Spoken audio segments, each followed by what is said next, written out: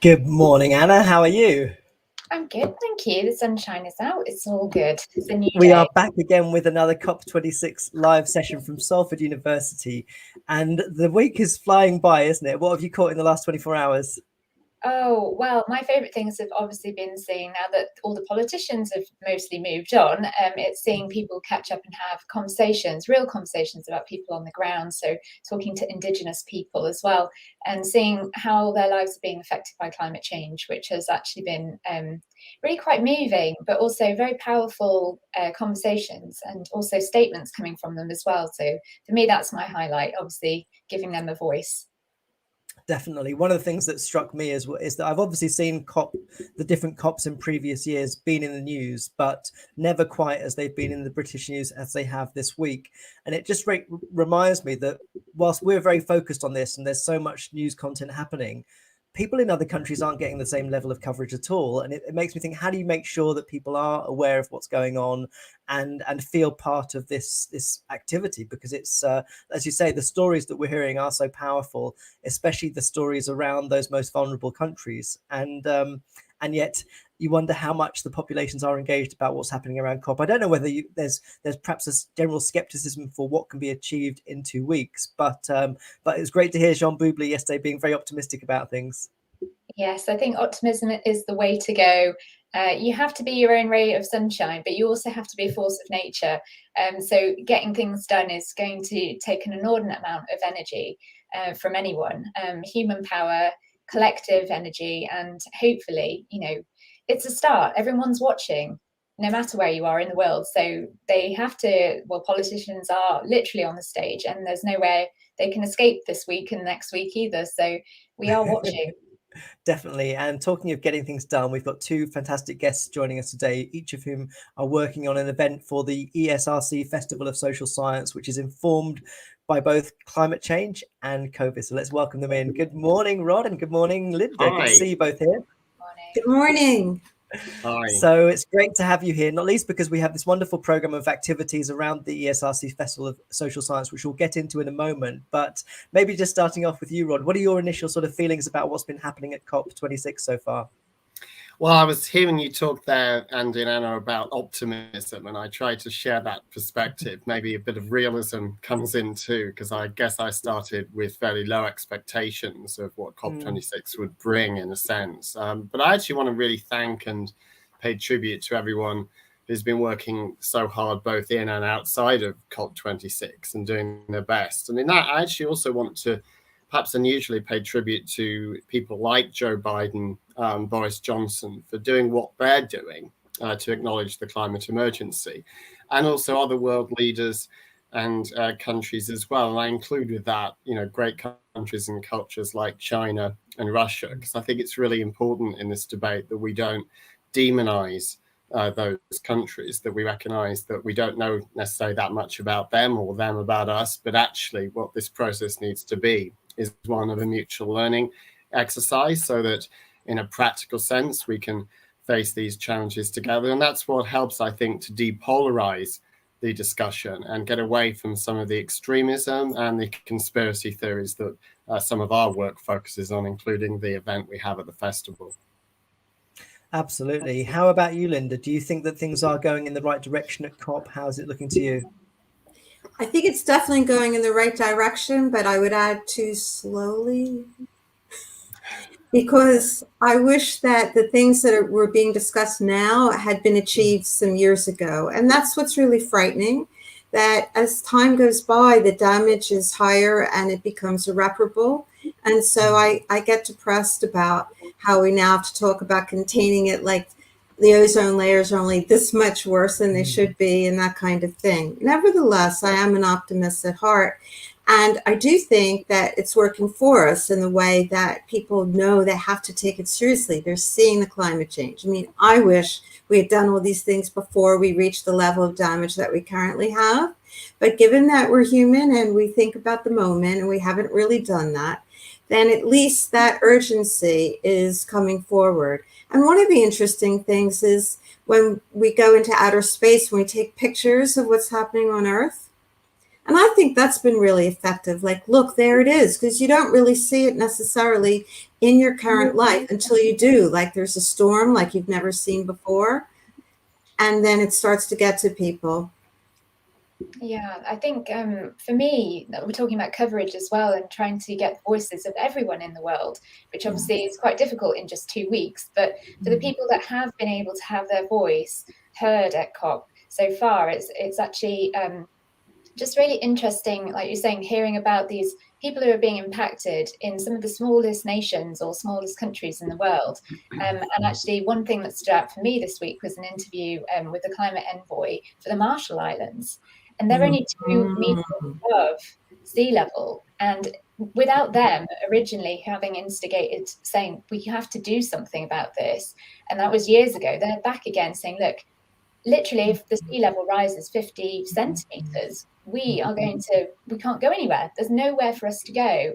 And so they're pushing forward even more, saying, look, it was urgent then, and now it's even more urgent, and we need to do something. There is that sense of urgency, definitely, not just about climate change, but it's impacting people now. It's not going to be later.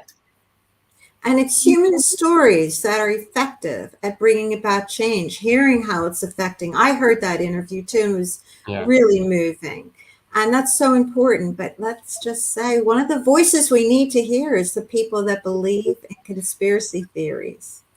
We can't pretend that there aren't significant numbers of people that really don't believe in it. And in the work that Rod and I do, we stress communication with people that have extremist views and have views that are irrational, so that we can try to find a common ground to bring people on board. So we don't want to demonize those people either, even though it's tempting to. And you just think, we're all on board, come on and join us. We need to find out what that's all about. And what I would like to see is more opportunities for people like the envoy from the Marshall Islands, who I have a great deal of sympathy for, like we all do, as well as having an eponymous sympathy towards them. But, you know, I think that having that discussion with a climate change skeptic, with a conspiracy theorist, because I think it's really important we get away from the idea that people who believe in conspiracy theories are kind of mindless zombies. They actually are really critical thinkers, because, you know, what's the solution to, you know, people that believe in conspiracy theories and that are in extremist groups? Critical thinking is always the thing that's said. And I agree with that. But of course, people who go up against the majority view, whether it's on climate change or over COVID, are actually already critical thinkers. It's just that they've been influenced by data that's out there in the web, and they've come to certain conclusions about that. And what we need is an actual dialogue that doesn't judge them, that doesn't condemn them, but actually keeps the dialogue going. And we work all the time with people who are kind of caught up in those kind of webs of coercive control.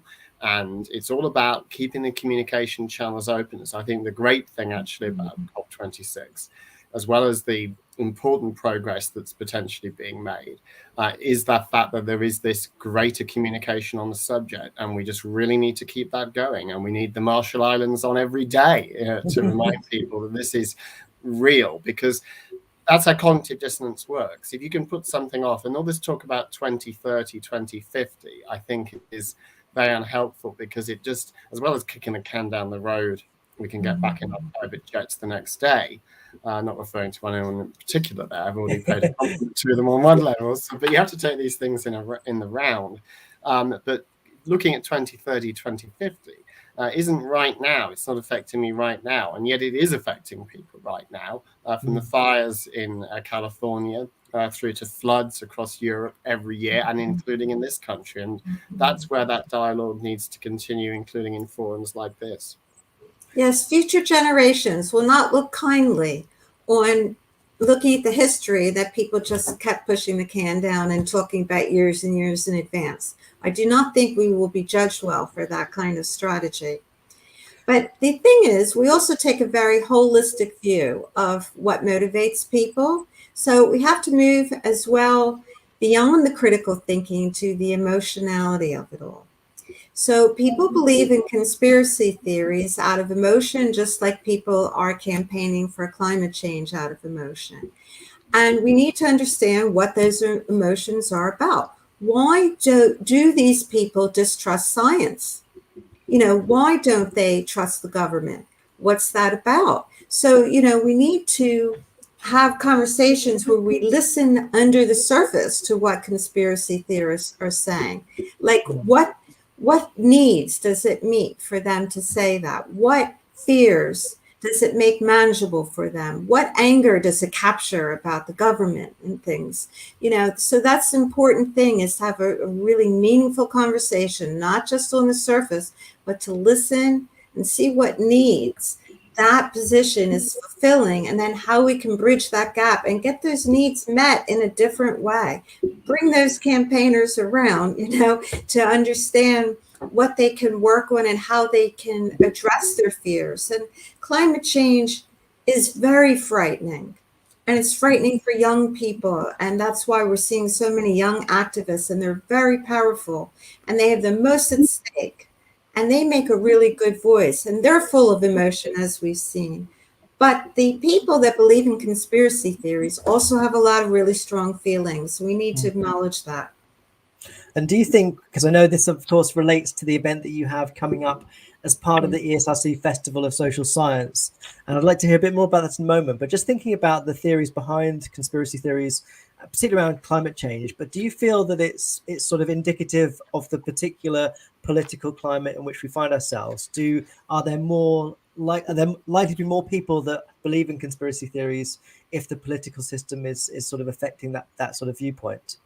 I think there's been an exponential growth, Andy, in the number of people believing in conspiracy theories of different types, and a huge rise in online radicalization, and the two kind of go hand in hand in that regard. And we work with the European Commission's Radicalization Awareness Network, and a lot of the work of that network is now shifting towards how people are radicalized online. But like we've both been saying, the important thing there is to open up communication channels upstream to actually get in early where people are starting to get this information. And that's where the web and the internet, in its largely still deregulated form, is the forum where people are getting this information, and also where they're not necessarily equipped. I don't mean to sound patronizing, it's very hard not to, but with the basis to analyze fact from fiction, and knowledge about science and data. And I always say this to students at the university, that we always what we know is always outweighed by what we don't know in science, but that doesn't mean that we don't know anything. And that's of course what conspiracy theorists and extremists do. From a position of power, they're seeking to shift that and radicalize that dialogue. So it's how do you intervene, which is the key issue, and early and often and everywhere is always my message. There's no silver bullet to that. It also helps when people feel they can get involved. They can make changes in their daily life. Like they can recycle things. They can be thoughtful about their usage of things. We're not too good about that in our Western cultures. We are into a consumer culture, but we can think about what we're doing. And then you feel on a small level that you're doing something. And that's like a foot in the door to really becoming a believer in the importance of climate change, is when you feel on a personal level, I can make a bit of a difference. If you feel that you cannot make any difference because the problem is huge, then it's harder. You just get full of despair and you just walk away from it. So it's really important to give people concrete things that they can do that help in ways that grow exponentially when enough people are doing it to make a real difference. Because people need to feel not powerless. People need to feel we can do something. We can change the way we get from point A to point B. We can do things more online and not have to travel as much. We can make those changes, and that really starts to add up. Definitely. So when you think about when you sort of looked into the conspiracy theories around climate change, what do they look like? What sorts of theories are out there? Is it that there's a belief in sort of corruption that's leading this change, or what sort of sense that's going on?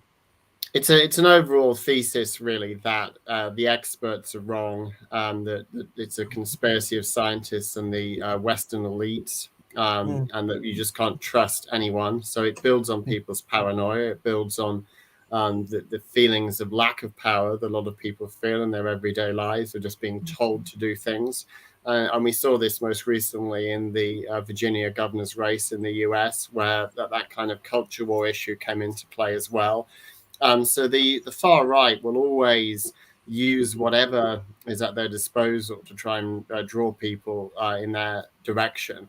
And that's wherever there is this misinformation, it needs to be called out loud, but not condemning the people listening to it, condemning the people putting it out there.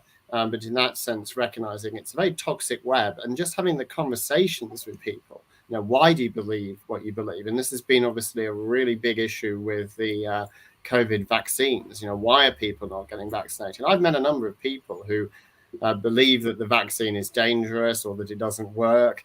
And it's important to hear why they think that, in the same way it's important to hear why people think it's a climate change hoax. But you do that, I think, by respecting people, but that doesn't mean respecting the misinformation, and it's got to be called out, and we have to do it all the time. And there's no easy fix to that, but there's got to be a continual message that kind of misinformation is misinformation, and it should not be given, say, equal coverage with the science. Mm-hmm. Indeed. And there is a common psychology to conspiracy theories. There's always conspiracies that some people will believe in. And part of the psychology of that is that you feel special because you have the secret information. You know that what everybody else is saying is not right. And you're on the inside track, and you're a step above. In fact, you're smarter than the world leaders because you've been presented all this evidence in quotes, that it's a hoax.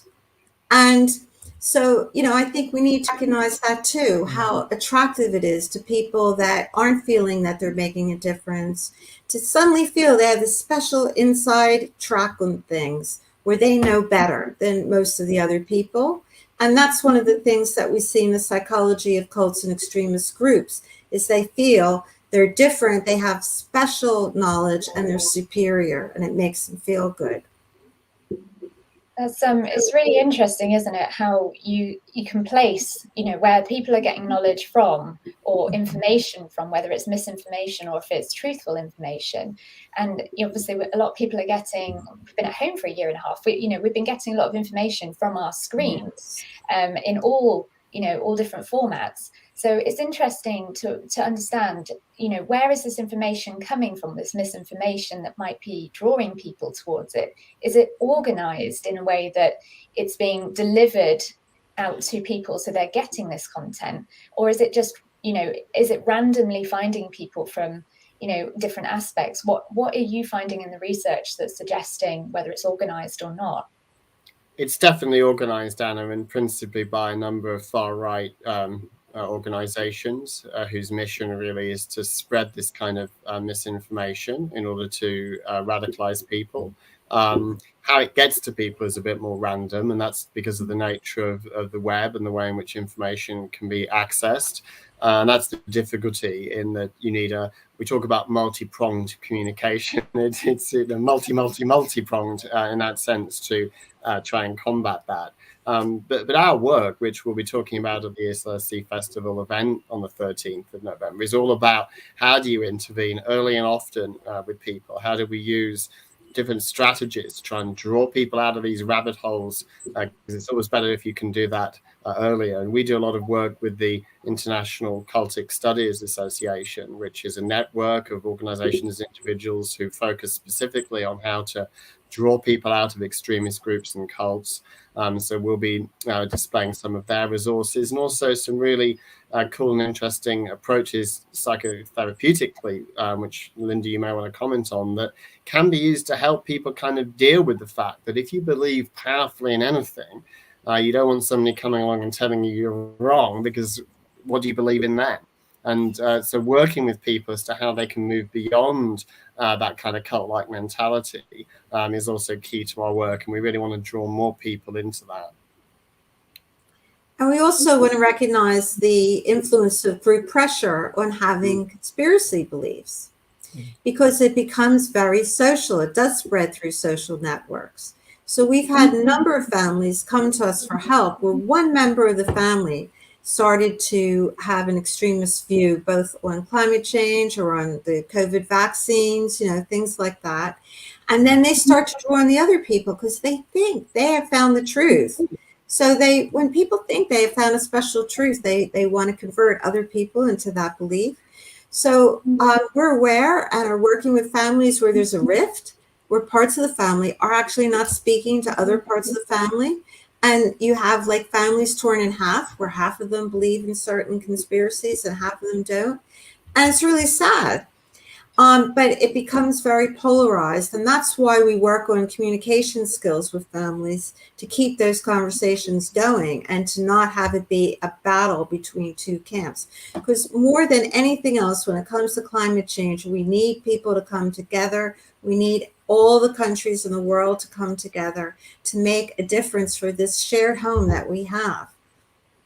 Definitely. We've got a question in from Beck from our sustainability team that asks how we can encourage colleagues who are more reluctant to consider climate action in their roles, which makes me sort of reflect, actually, because we imagine that the people that are affected by conspiracy theories may be outside of our circle, but actually, there are different ways in which people are skeptical about climate change, even though I think that there has been a real change in how certain media have covered this recently, where they've gone from having sort of different perspectives to categorically to sort of recognizing that climate change is real and humans affect it. But do you think that is climate action a sort of consequence of your research? I mean, is it trying to help people see the conspiracy theories around them and maybe the error of their ways, or is it not going that far in terms of trying to modify perspectives?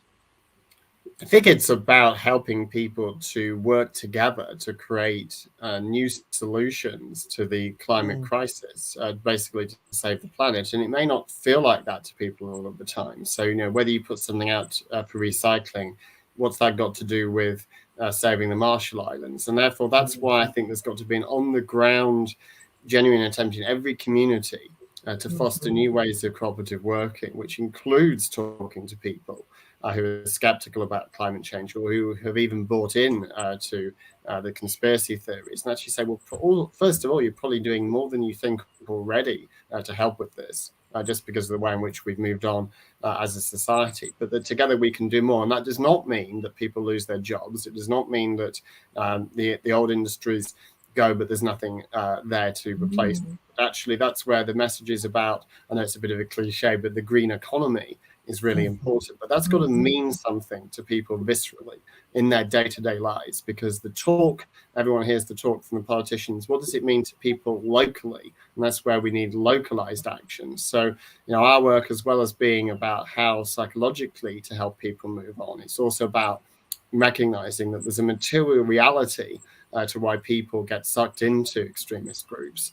And there has to be a material reality of offering people a better path moving forward, which in this case is all about saving the planet together. Yeah. But when the University of Salford have a green agenda and do all the research that backs that up, I mean, that's a thing where people start to feel part of that community of the university, and workplaces can have a powerful effect in that way. When they make it easier to make decisions, they package things at lunch in a different way, and they have recycling available. You need it in every room. I remember when the recycling bins came into each classroom, as opposed to having to walk quite a way to get to it. Those little differences, which is like an architectural difference on a small level, really have an impact. Definitely. It seems to be about enabling, doesn't it, as well? So yes. I was thinking about that when you were saying that. Yeah, make it easy for people. Definitely. And have faith in how creative and ingenious people are, that we can come up with solutions, that we can come up with alternative ways, and that we can make a difference. It's not hopeless, and it creates new industries and new jobs and having to be adaptable and open to these new ways of thinking.